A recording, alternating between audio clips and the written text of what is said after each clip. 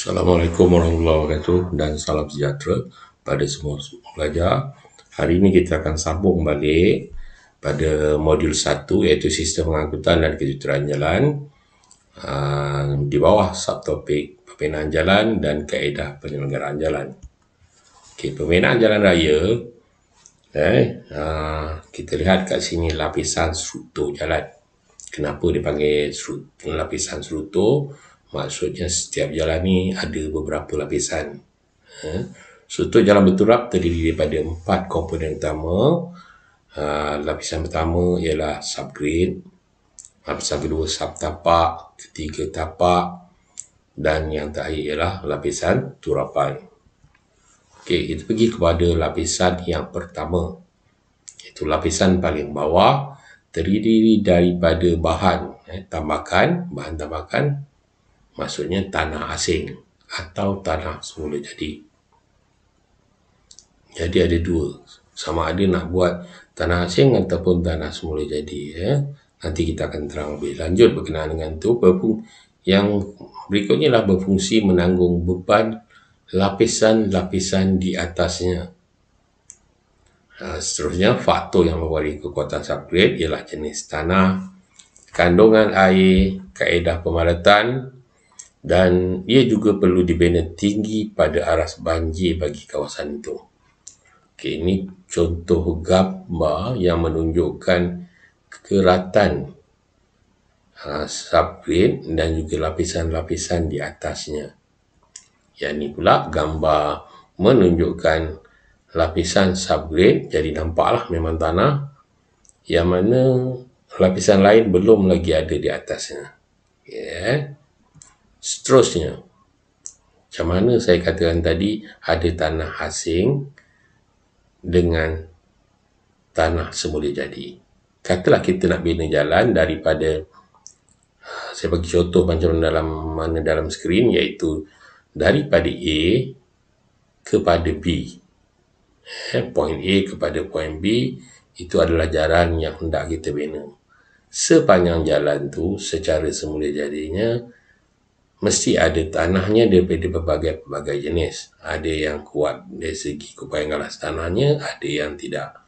Jadi mana bahagian yang tidak mempunyai kupayan galas tanah yang tinggi, kita kena tukarkan kepada tanah asing. Manakala yang kupayan galas tanah tinggi itu, kita akan lakukan pemotongan dan penambakan mengikut aras formasi yang disediakan. Okey, kita bergerak kepada lapisan yang berikutnya, iaitu lapisan subtapak. Bahan terdiri daripada pasir lombong, pasir sungai, pecahan batu atau tanah laterite. Diratakan di atas subgrade.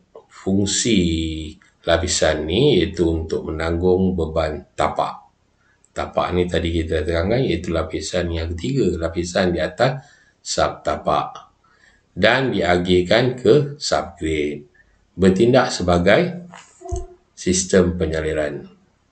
Okey, dia juga mengandungi dua lapisan dengan ketebalan 150 mm.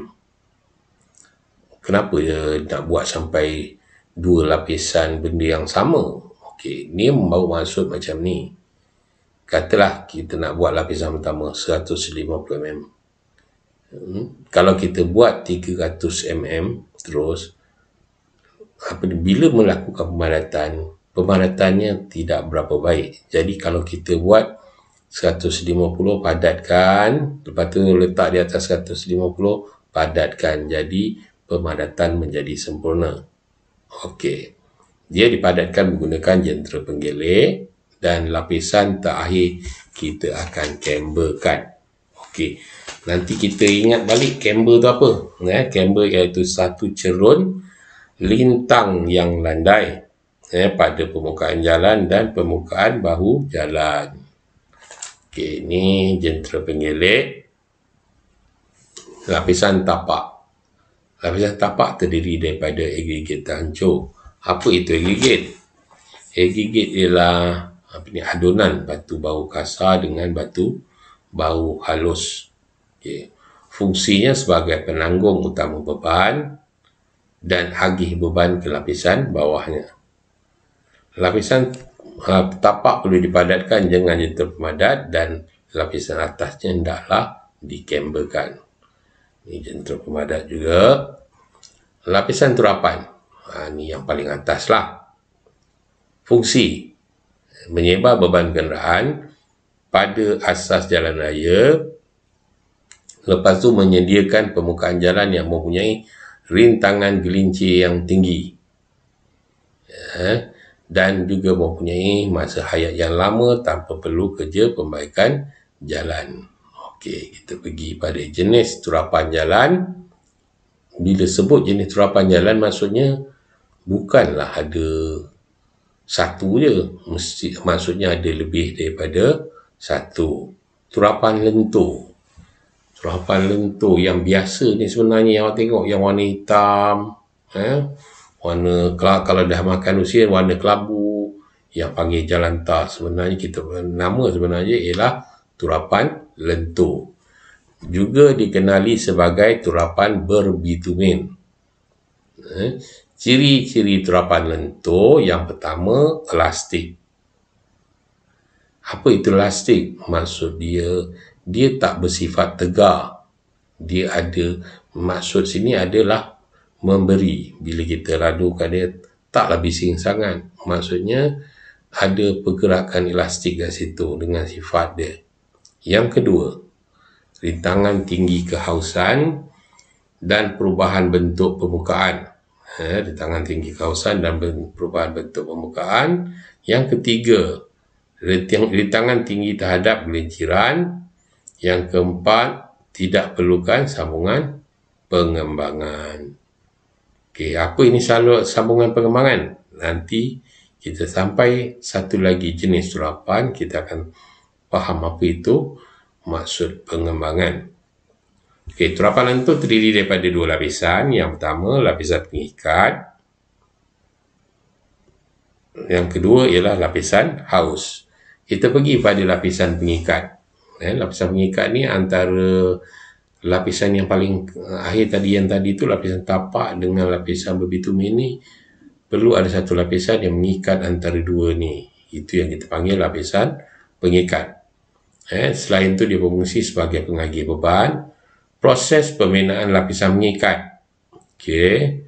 Yang pertama, sembur dengan salut perdana, satu cecair yang dipanggil salut perdana, untuk mengikat satu lapisan tapak tadi dengan lapisan berbitumen ni. Lepas sembur salut perdana, kita akan biar 24 jam. Dah biar 24 jam, besok sambung balik, sembur dengan satu cecair yang kita panggil salut jelujur. Okey, turap bahan percampuran. Bahan percampuran iaitu aggregate yang campur dengan bitumen. Ni yang panggil tadi lapisan berbitumen. Dia pun berbitumen, tapi dalam kelas yang lain lah, bukan macam dekat track tu. Okey, lepas kita turap bahan percampuran, kita kena kawal suhu dia di antara 110 darjah Celsius hingga 135 darjah Celsius. Okey, lepas tu kita padatkan dengan jentera pemadat. Kena kawal suhu, kalau tidak pemadatan, kalau dia terlalu panas, dia jadi nipis. Kalau dia terlalu bawah pula, kalau sejuk sangat, dia jadi susah untuk kita padatkan. Dan yang terakhir ialah kita camberkan. Okey, seterusnya lapisan haus. Jadi ada dua lapisan. Lapisan haus, lapisan yang menerima beban kenderaan. Dia akan menerima beban kenderaan. Itu sebab mungkin dipanggil lapisan haus. Berfungsi sebagai lapisan rintangan gelincir, pelindung turapan, penyediaan permukaan laluan, dan bertindak sebagai sistem penyaliran. Kita dah belajar berkenaan dengan saliran, iaitu permukaan ini nanti dikemberkan, jadi air yang kena di atas permukaannya akan disalurkan ke tepi dan akan pergi kepada parit jalan. Okey, ia juga menyediakan permukaan rata, selesa dan selamat pada pengguna. Kalis air dan menyalurkan air permukaan ke sistem saliran. Okey. Tadi kita dah cerita macam mana buat lapisan pengikat. Sekarang kita pergi pada lapisan haus pula. Proses pembinaan lapisan haus. Dah selesai lapisan pengikat. Nak buat dia, kita kena sebur juga dengan salut jelujur. Lepas tu kita akan turap bahan percampuran. Masa turap kena kawal suhu. Kenapa kawal suhu? Kita dah faham tadi kan. Okey, kawal suhu 110 darjah Celsius hingga 135 darjah Celsius.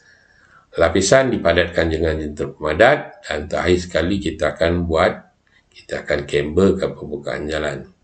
Okey. Terapan tegar tu, terapan lentur tu nanti kita akan bincang melalui soalan dan kita akan adakan perbincangan. Tapi seterusnya kita akan pergi kepada turapan tegar. Turapan tegar, lapisan paling bawah ialah subplane. Lapisan berikutnya ialah subtapak, kat situ tulis subbase. Dan lapisan di atas tapak ialah tapak, dan akhir sekali ialah turapan tegar, iaitu turapan konkrit. Okey. Turapan dibina daripada papak konkrit. Apa istilah papak ni? Tahun lepas kita dah belajar bila berkenaan dengan struktur lantai yang berpetak, kita panggil papak. Jadi yang ni benda yang sama juga, yang kita panggil dia papak konkrit. Dia bertertulang, mesti bertertulang. Cuma bertertulangnya agak berbeza dengan masa kita pasal lantai dan sebagainya. Seterusnya, ketebalan papak bergantung pada jenis tanah, berat tertulang dan beban trafik yang akan dia tanggung. Dibina berpetak-petak dan perlu sambungan, pengembangan dan pengecutan. Kejap lagi kita tengok gambar raja, kita akan terang lebih lanjut berkenaan dengan pengembangan dan pengecutan. Okey, kita lihat pada ciri-ciri turapan tegar. Bersifat tegar. Tadi turapan lentur bersifat elastik. Ini sifatnya berbeza. Sifatnya tegar, tahan lasak, guna konkrit bertertulang, dibina berpetak dan bersambung. Berpetak dan bersambung. Penyelenggaraan sukar, tahu kalau konkrit dah keras, kalau ada kecacatan, memang sukarlah kalau kita nak buat penyelenggaraan. Perlu sambungan, pengembangan dan pengecutan. Okey, seterusnya kebolehkhidmatannya panjang. Okey, ini gambaran menunjukkan turapan tegar. Turapan tegar, cuba lihat, dibina berpetak-petak. Tu dari segi 4. Lepas tu ada macam bersambung. Setiap petak tu bersambung. Okey, setiap petak tu bersambung. Dan dekat yang bersambung tu macam ada bahan yang diletak. Itu adalah bahan yang kita panggil bahan kedap sambungan. Okey, kedudukan tertulang. Ini pula kedudukan tertulang turapan tegar. Lihat dia melintang macam tu. Dia siapa yang letak? Okey, itu diletakkan oleh mesin tu sekali. Lepas tu turapan yang ni. Tu nampak ada pula yang sepanjang jalan, macam bentuk garis jalan tu sepanjang tu. Tu ialah tertulang. Satu lagi. Okey, kita pergi pula pada dah selesai penerangan tentang dua turapan tu. Kita pergi pula penerangan kepada konsep kelestarian. Konsep kelestarian untuk jalan raya ni mudah aja. Yang pertama, inovasi terhadap bahan turapan sendiri. Yang pertama, bahan turapan sisa plastik. Bahan turapan sisa plastik ni, apa kelebihan dia? Yang pertama, memiliki daya tahan. Bahan turapan lebih tinggi. Seterusnya, memiliki ikatan yang kuat antara batuan dan bitumen. Mempunyai rantangan tinggi terhadap air. Memanjangkan jangka hayat jalan. Dan seterusnya, menjimatkan kos pembinaan. Mestilah bila ada inovasi, dia adalah lebih baik. Yang pertama, bahan turapan sisa plastik. Seterusnya ialah bahan turapan latek. Turapan latek, turapan lebih elastik. Turapan lebih elastik, tidak merubah bentuk apabila dikenakan beban yang tinggi, tidak mudah berubah bentuk ketika terdedah pada suhu yang tinggi, jangka hayat turapan juga lebih panjang, dan seterusnya, mengurangkan kos penyelenggaraan. Okey, bila sebut penyelenggaraan, kita ada beberapa kaedah penyelenggaraan dan kena tahu jenis kerosakan. Bagi turapan lentur, jenis kerosakan yang biasa ialah lopak. Terlihat kaedah penyelenggaraan dia ialah penampalan. Lopak biasa tengok kan, retakan. Kita akan buat kaedah penyelenggaraan dia, kedap retakan. Kecacatan permukaan, kecacatan permukaan, pembinaan lapisan haus, perubahan bentuk permukaan, pembinaan lapisan haus, kecacatan bahu dan bucu, iaitu kita guna kaedah penampalan, dan kerosakan lapisan turapan. Lapisan turapan tadi apa? Iaitu lapisan pengikat dan lapisan berbitumen. Maksudnya kawasan kerosakan lapisan turapan yang luas, banyak. Jadi kaedah penyelenggaraan bina semula lapisan turapan. Kerosakan struktur jalan. Bila kerosakan struktur jalan, maksudnya dia dah rosak mungkin sampai ke subgrade. Jadi dia akan pembinaan struktur jalan balik semula lah. Laluan tu memang tak boleh kita nak lalu, tak boleh. Okey, saya bagi contoh jenis kerosakan lopak macam ni. Tapi kalau lopak tu penuh jalan raya tu, sepanjang-panjang jalan raya dan menghancurkan lapisan turapan, kaedah penyelenggaraan dia lain. Kaedah dia pembinaan semula lapisan turapan. Kalau yang ni lopak, penampalan je lah. Okey, retakan, kedap sambungan, perubahan bentuk permukaan. Ini kena buat lapisan haus. Lapisan haus saja kita keluarkan balik, kita pecahkan semula dan kita akan buat pembinaan lapisan haus. Kecacatan permukaan pun sama juga, pembinaan lapisan haus. Sebab panjang kan tu. Okey, seterusnya saya akan tunjukkan satu video berkenaan dengan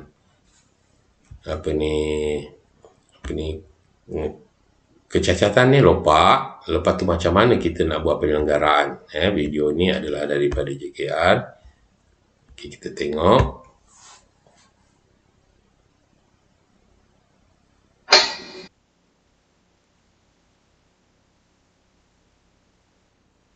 Yang tadi tu lopak. Dah kena pasti lopak. Kita akan potong lopak dalam bentuk segi 4. Okey. Lepas tu kita bersihkan. Sebelum perkara ni berlaku, kita semburkan salut jelujur. Okey. Dah sembur salut jelujur, kita letak nama dia bahan pra campuran. Ni dia tengah letak bahan pra campuran lah. Okey. Boleh semak juga buku. Lepas tu kita ratakan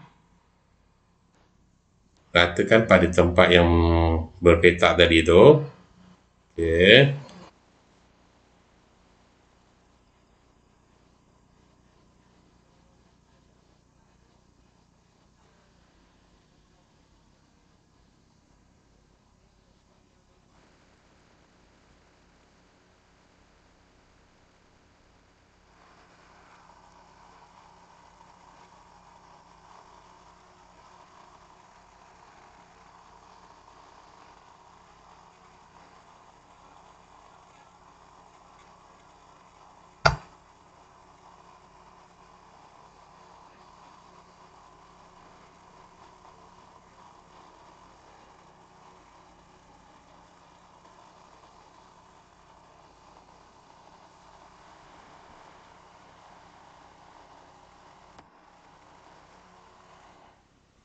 Okey.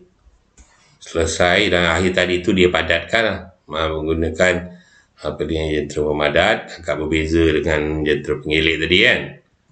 Okey. Seterusnya kita akan pergi, sebelum pergi tadi tu, kita kena saya ulang balik sekali tadi. gambaran kepada video tadi. Yang pertama ada lopak sedia ada, seterusnya lopak dipotong dalam bentuk segi empat, bentuk segi empat. Lepas tu kita lihat kat situ dia bersihkan lopak tu. Bila dia dah bersihkan, seterusnya dia akan sembur dengan salut jelujur dan dia akan letak bahan percampuran, dan seterusnya bahan campuran itu dipadatkan. Okey. Seterusnya pada kaedah penyelenggaraan terapan tegak ada beberapa juga jenis kerosakan. Yang pertama kerosakan sambungan, kita gantikan bahan yang macam warna hitam tadi yang dekat sambungan tadi, kita namakan dia bahan kedap sambungan. Kita ganti je lah bahan kedap sambungan tu. Serpihan. Okey. Namanya kerosakan ni serpihan, memotong bahagian papak yang rosak, tampal dengan konkrit. Mendapat kebezaan, kan tadi dia berpetak-petak dan ada yang berpetak tu dia turun. Dalam banyak-banyak petak tu, untuk mendapatkan apa itu mendapat kebezaan, dalam banyak-banyak petak ada satu turun. Maksudnya ada berbeza dari segi ketinggian dia, yang itu kita panggil mendapat kebezaan. Yang itu kita buat tindihan bahagian atas dengan permukaan, bahagian atas permukaan dengan konkrit. Satu lagi ialah kecacatan permukaan. Kita mencanai permukaan konkrit itu, dan ada juga berlaku retakan, motong kawasan retak, ganti dengan papak konkrit yang baru. Ni kerosakan sambungan, kita nampak kat situ. Ni sambungan dia, dan juga ada berlaku serpihan kat tepi tu. Ni serpihan. Yang ni retakan. Okey, kita pergi kepada soalan. Nampak macam sama macam soalan yang minggu pertama. Tapi di sinilah kita belajar macam mana kita kena tengok soalan. Yang pertama kita tengok soalan dulu. Gambar raja mesti main peranan. Tu je. Dia takkan bagi gambar raja yang tiada fungsi. Kita lihat soalannya.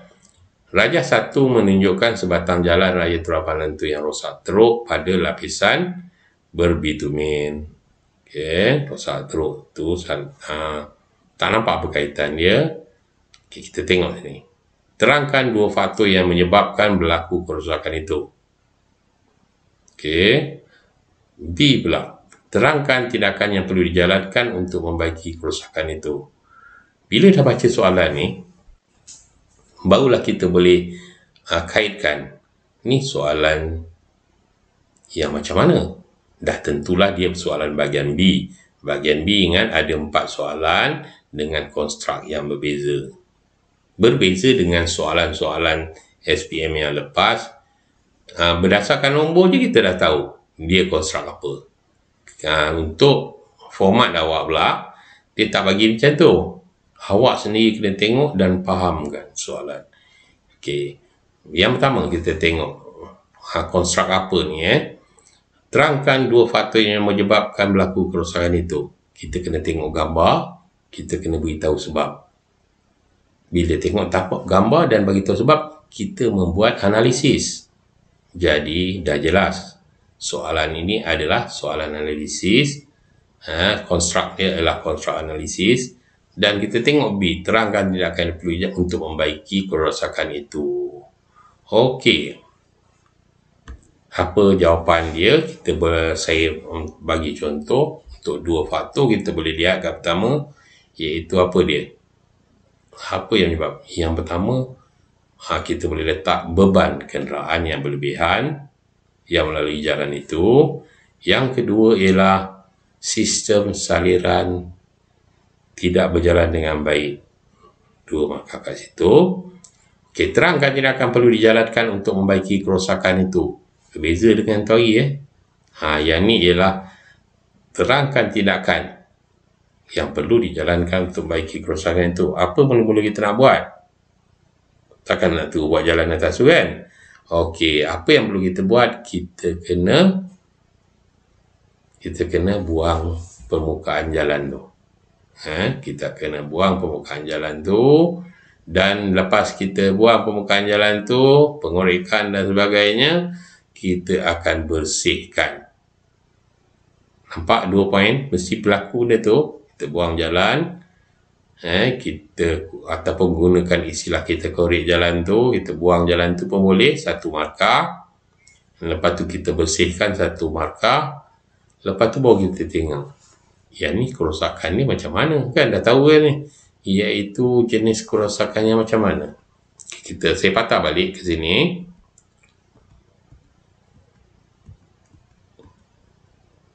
Ni bukan, sebab ni lopak dia sikit, memang buat penampalan je lah. Kita balik ke sini. Okey, kecacatan permukaan pembinaan lapisan haus. Ini bukan permukaan saja, ini bukan perubahan bentuk permukaan, ini kerosakan lapisan turapan. Kerosakan lapisan turapan, dia di kaedah penjanggaran dia pembinaan lapisan turapan ataupun pembinaan lapisan berbitumen. Dia ada 2 istilah yang boleh digunakan ke situ. Okey, kita balik ke sini. Pertama tadi kita dah pecah dan buang jalan, ataupun korek dan buang jalan, bersihkan jalan. Maksudnya kita akan buat lapisan permukaan balik semula. Sembuh dengan selalut perdana. Okey, 1 markah, biar 24 jam. 1 lagi markah. Lepas biar 24 jam, lepas tu kita akan sembuh dengan, poin yang berikutnya ialah sembuh dengan salut jelujur. Okey, seterusnya kita akan buat apa? Turap bahan percampuran, kawal suhu, padatkan, dan seterusnya camberkan jalan. Semua poin tu ada markah. Seterusnya ialah nak buat lapisan haus pula, iaitu kita sembuh dengan salut jelujur, turap bahan percampuran, kawal suhu, padatkan, dan seterusnya camberkan permukaan jalan. Markah yang diperlukan tu lebih daripada 13 markah. Dia akan ambil. Dia akan ambil poin itulah. Seterusnya akan campur dengan atas. Semua sekali adalah 15 markah. Okey. Yang ni pula trend penurap konkrit. Main-main jalan konkrit. Sebagai contoh. Okey. Kita dah sampai penghujungnya. Yang mana saya nak awak senaraikan perbezaan antara, setelah kita dah belajar ni semua, senaraikan perbezaan antara turapan tegak dan turapan lentur. Buat dalam bentuk tabel. Senaraikan perbezaan dan hantar kepada Google Classroom. Ini satu lagi. Satu lagi kita juga ada latihan tambahan lain, iaitu sama juga kena siapkan dan hantar pada Google Classroom. Dan jangan lupa untuk tanda kedatangan, iaitu penyertaan awak dalam PDPC kali ini. Okey, sekian, terima kasih. Assalamualaikum warahmatullahi wabarakatuh.